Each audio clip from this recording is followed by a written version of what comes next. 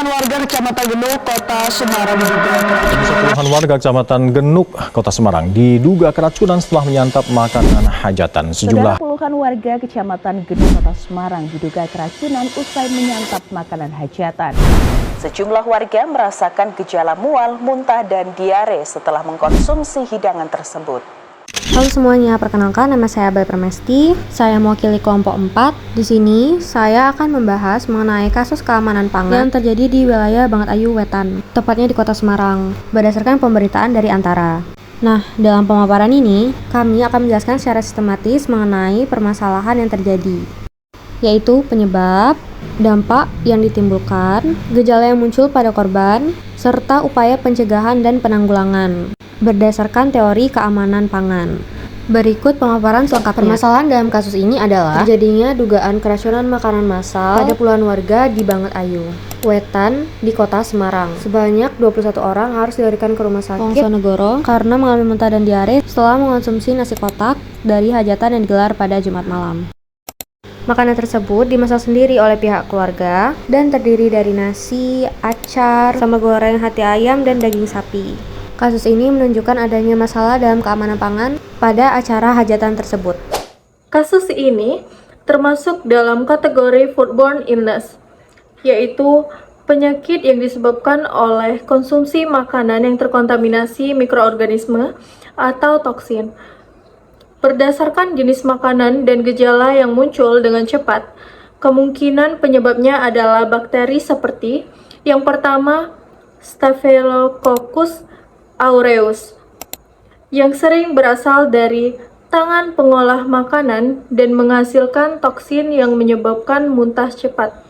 Yang kedua, Bacillus cereus, yang sering ditemukan pada nasi yang dibiarkan terlalu lama pada suhu ruangan. Yang ketiga, Salmonella, yang umum terdapat pada daging dan unggas yang kurang matang. Kemungkinan besar keracunan terjadi karena makanan yang disimpan pada suhu ruangan yang terlalu lama, kurangnya hygiene pengolah makanan, atau adanya kontaminasi silang antara bahan mentah dan matang. Namun, penyebab pasti masih menunggu hasil pemeriksaan laboratorium.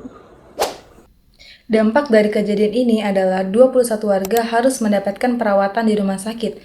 Selain itu, puluhan warga mengalami gangguan kesehatan. Kasus ini juga berdampak pada pelayanan kesehatan yang dimana rumah sakit harus menangani pasien secara bersamaan. Secara sosial, kejadian ini dapat menimbulkan ketakutan masyarakat terhadap konsumsi makanan pada acara hajatan. Gejala yang dialami korban berdasarkan berita adalah mual, muntah, dan diare.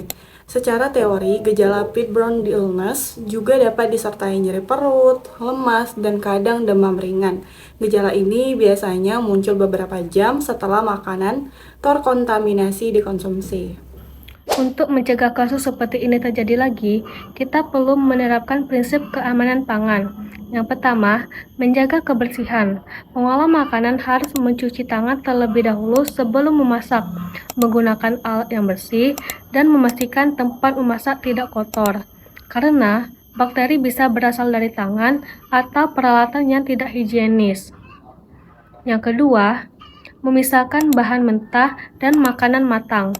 Misalnya, daging mentah tidak boleh dicampur atau dipotong dengan alat yang sama dengan makanan yang sudah siap dimakan tanpa dicuci terlebih dahulu.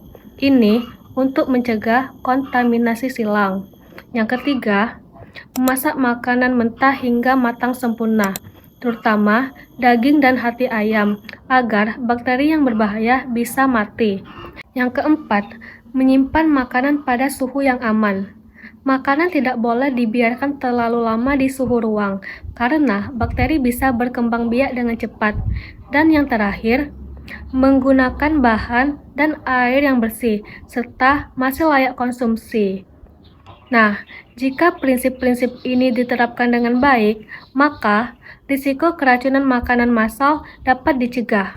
Penanggulangan yang dilakukan dalam kasus ini adalah pengamanan sampel makanan untuk diperiksa di Laboratorium Kesehatan Kota Semarang. Korban diberikan penanganan medis seperti rehidrasi untuk mencegah dehidrasi akibat muntah dan diare.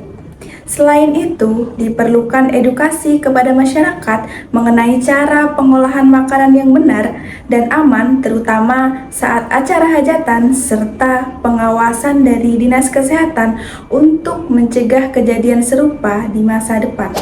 Sebagai penutup dari kasus dugaan keracunan makanan massal di Bagetayu Wetan, Semarang, dapat disimpulkan bahwa keamanan pangan memiliki peran yang sangat penting, terutama pada acara yang melibatkan banyak orang.